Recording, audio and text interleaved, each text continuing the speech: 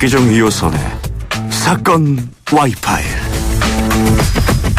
네, 제가 경제 박뉴스에서 시간을 좀 까먹었습니다. 그래서 오늘 두 분에 대한 칭찬은 안 하겠습니다.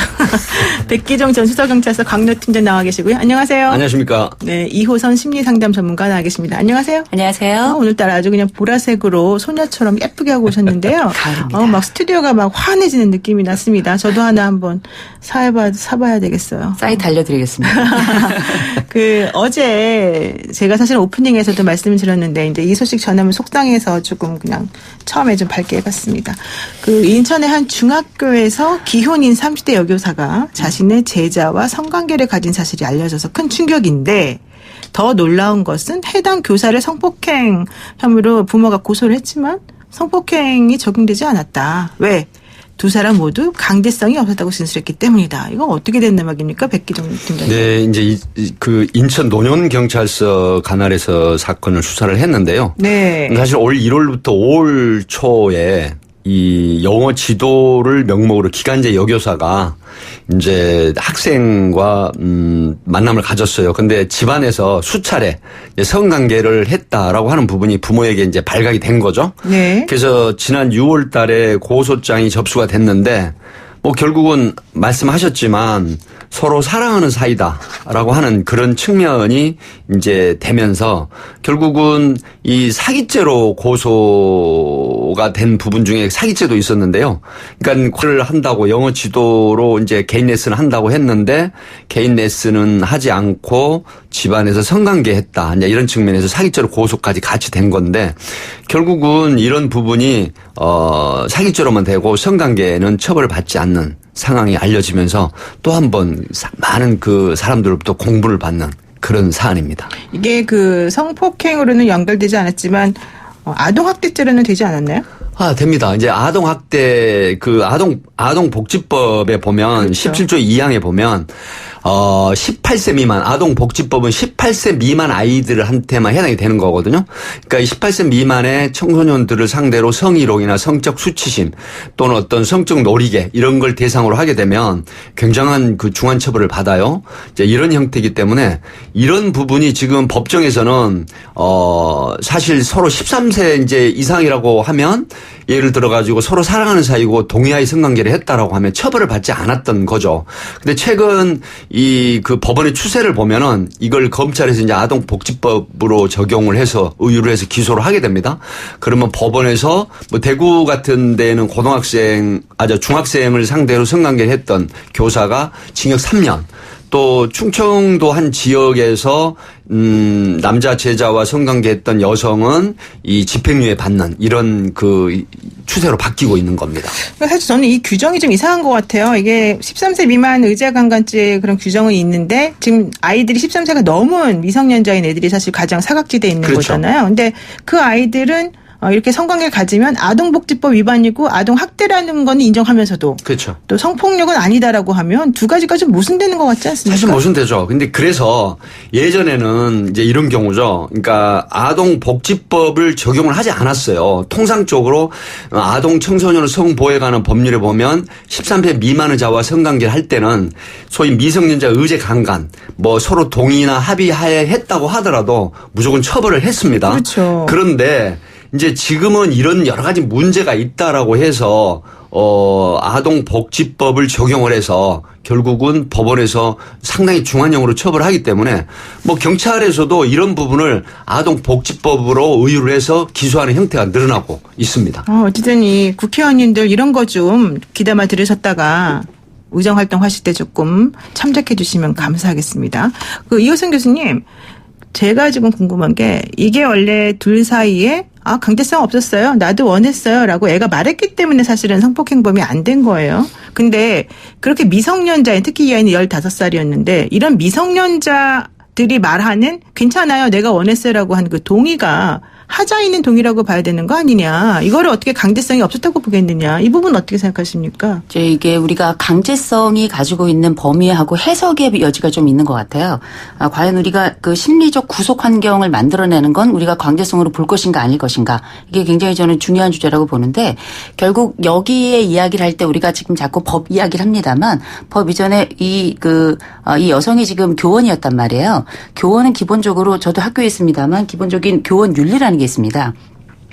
기본적으로 교원 윤리는 학생에 대해서 이제 보호하고 의무 감독이 보호하고 그다음에 감독할 의무를 가지고 있는 기본적인 그 윤리가 있는데 그 중에서도 전문직 윤리라는 게 있습니다. 전문직 윤리라는 건 뭐냐면 교사 자신이 주관적 관심을 개입시키지 않고 객관적이고 공정하고 객관적 도덕적 판단을 중요시한다. 뭐 이런 얘기가 들어가 있는 건데 결국 우리가 아이들을 학교에 보내고 그 선생님을 믿는다는 건 뭐냐면 교사가 가지고 있는 전문성을 기본적으로 인정하고 또 거기에 따른 교사의 윤리를 믿는다. 이런 전제로 교사의 자율적 결정을 믿는 거거든요. 그런데 지금 우리가 이 아이와 선생님 사이의 이런 그 성적 관계라고 하는 거는 사실 어떻게 보면은 말씀하신 대로 아동 학대, 아이가 가지고 있는 여러 권리도 있습니다만 아이가 사실상 정서적으로 묶여 있는 관계라고 봐야 되고 심리적 권력 관계라고 봐야 될 텐데 꼭 이게 장기적으로 나타나는 그루밍이 아니라 할지라도 적어도 우리가 교사의 허용 범위가 학생의 수용 범위하고 거의 일치하거든요. 그렇다면 우리가 이런 행동 결과는 제 생각에는 이걸 합의라고 봐야 될 것인가? 오히려 아이가 했던 그 선택, 너만 괜찮으면 나도 동의하겠어라고 하는 선생님이 이 말은 어쩌면 그 선택에 대해서 심리적 환경을 의도적으로 일부 제시한 건 아닌가, 만들어낸 건 아닌가, 전 이런 생각이 좀 들더라고요.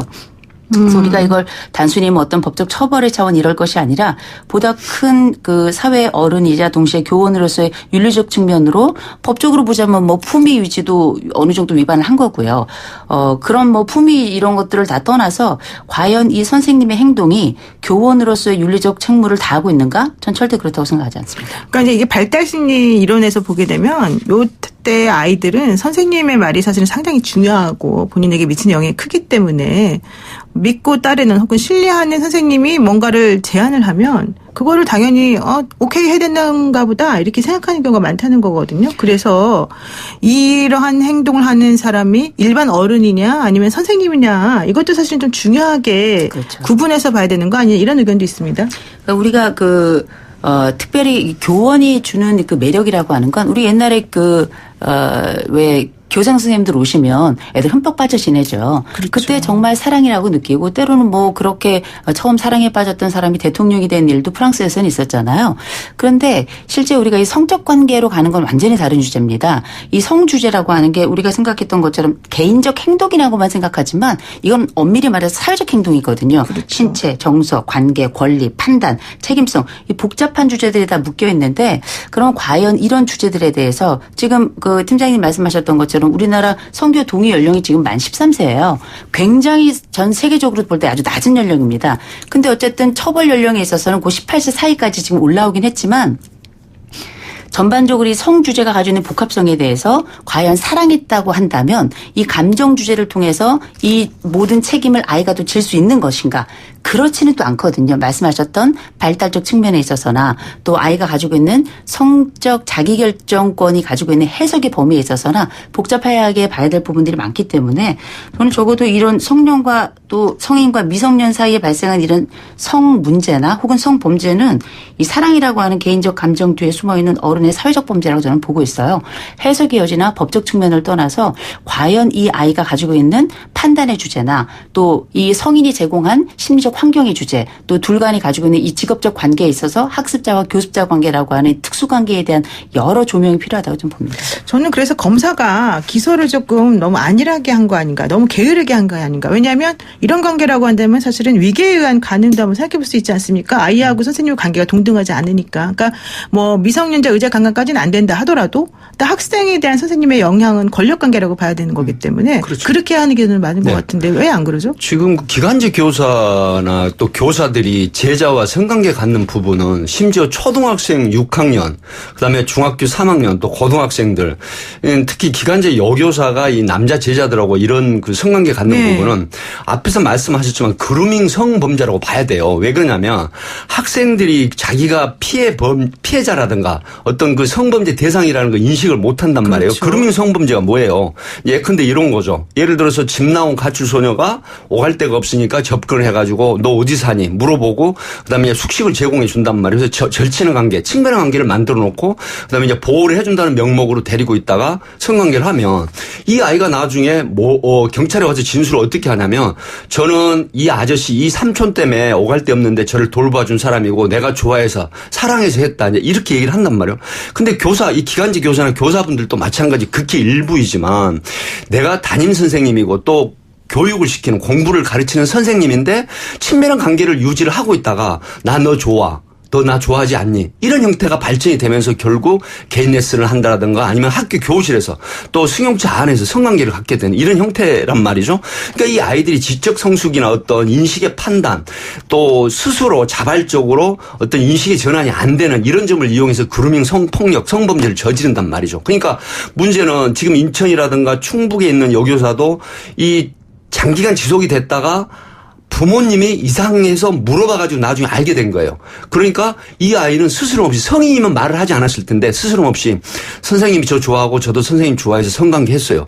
이렇게 발달이 돼가지고 결국 교육지원청이라든가 경찰에 이제 알려져가지고 이제 사회적으로 파장을 일으키는 부분인데 이런 부분들이 결국 그루밍 성범죄다 이렇게 보는 거거든요. 그런데 검찰도 단순하게 적용을 해요. 그냥 이건 미성년자 의제강간 아니야.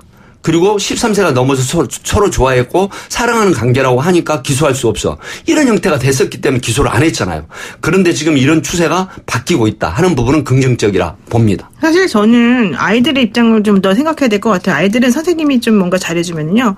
어머 나한테 선생님이 이렇게 신경을 써주네. 너무 고맙네. 네. 은혜에 보답하고 싶어. 이런 마음을 막 가지고 있단 말이에요. 그런 상황에서 선생님이 뭔가 제안을 하면 거기에 따라야지만 된다는 무언의 압력과 압박감을 바로 그런 느끼니까 거죠.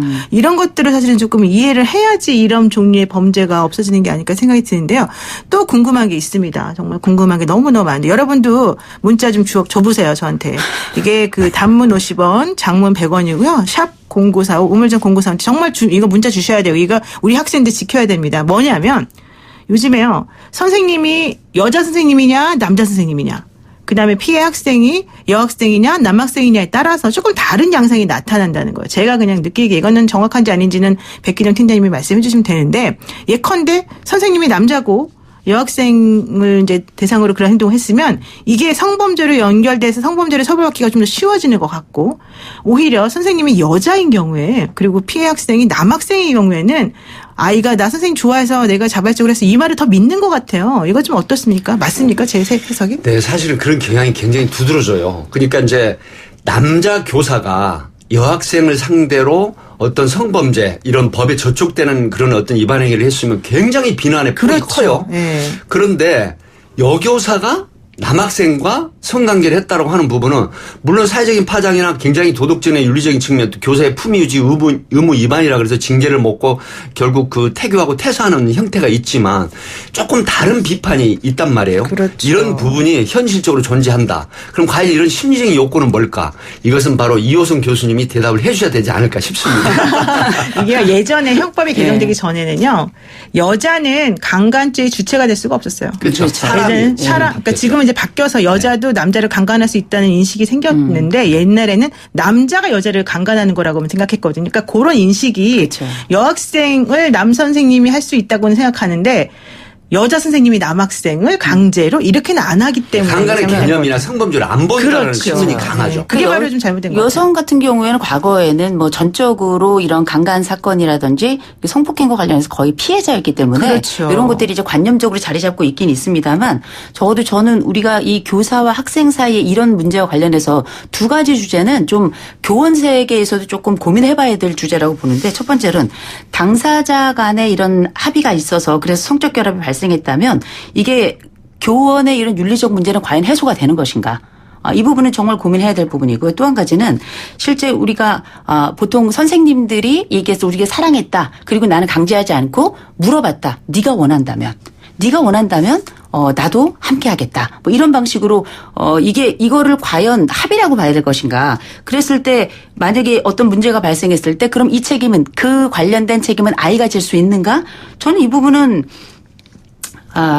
좀 고민을 좀 해봐야 될 문제인 게 애에게는 성적 자기결정에 관련돼서 사랑했다고 판단하고 이 성 문제와 관련된 이런 복잡다단한 문제들에 대해서 전적인 권리를 인정하면 그럼 투표권은 왜 안 주는지 모르겠어요. 이렇게 모든 것을 결정한다고 생각한다면 우리가 이제 조금 복잡하게 생각해봐야 될 부분이 많이 있는데 적어도 우리가 애들과 관련해서 너무 어리게 볼 건 아니에요. 그리고 남성과 여성과 관련해서도 누가 가해를 하고 누가 피해를 했다 그래서 남녀를 구별해야 될 건 아니라고 봅니다. 그러나 한 가지 분명한 건 포괄적인 측면에서 이 관계가 가지고 있는 환경의 특성은 100% 고려를 해야 된다는 거죠. 그렇죠. 근데 얼마 전에 있었던 대법원 판결이기도 한데 보통 피해 당한 학생들이 저 사랑했어요 이렇게 말을 하면 또 그 말을 그대로 믿어주는 경향이 있더라고요. 이런 것도 사실은 좀 조심해야 되는 것 같습니다.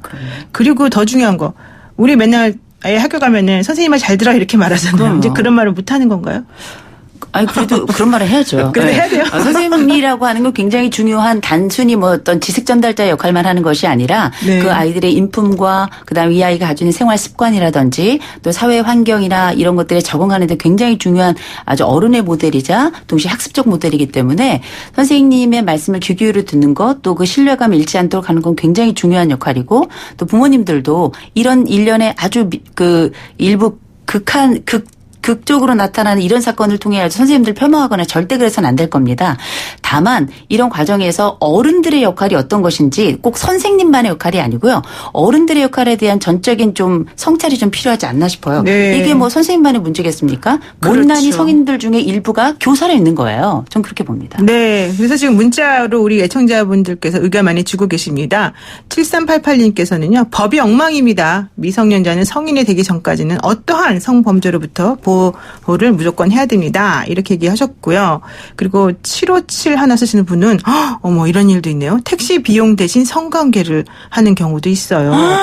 어머 이런 얘기도 사실 처음 들었는데 학생과 뭐 이런 얘기 좀 아마 좀 알고 계신 그런 사연이 있나 봐요. 그러니까 이런 경우도 있을 수 있기 때문에 조심해야 된다. 이런 취지로 보내신 것 같고요. 또 이 아이들이 우리 사랑했어요라고 말하는 걸 그대로 믿으면 안 된다. 이런 의견도 있으신데 8368 쓰시는 분께서 사랑은 국경 없다라고 하지만 그거 아니에요. 조심해야 됩니다. 이런 얘기 좀 많이 하셨습니다. 정말 우리 아이들의 이런 하자에 있는 의사결정 혹은 성적 자기결정권을 그대로 믿어서는 안 된다. 왜 딴 거는 안 믿으면서 이런 거 이렇게 잘 믿는지 정말 이해가 안 갑니다. 자, 그래서 제가 지금 좀 전에 말씀드린 성적 자기결정권 얘기 잠깐만 해볼게요. 성적 자기결정권은 우리가 몇 살부터 인정해야 되느냐? 이게 이제 화두가 되는 것 같아요. 두 분 어떻게 보십니까? 저는 이제 먼저 말씀을 드리면 지금 현재 법 적용 사실 지난 16일부터 아동 청소년 성보호에 관한 법률이 좀 개정이 일부 됐어요. 그렇죠. 그래서 16세까지도 이제 상향이 됐는데 사실 저는 이런 부분들이 별로 개인적으로는 마땅치 않아요. 왜 그러냐면 현재 13세 미만의 자 이렇게 이제 연령을 규정을 해놨잖아요. 그런데 이런 부분도 뭐 해외 같은 경우는 보통 16세 정도로 상향 조정이 돼 있어요.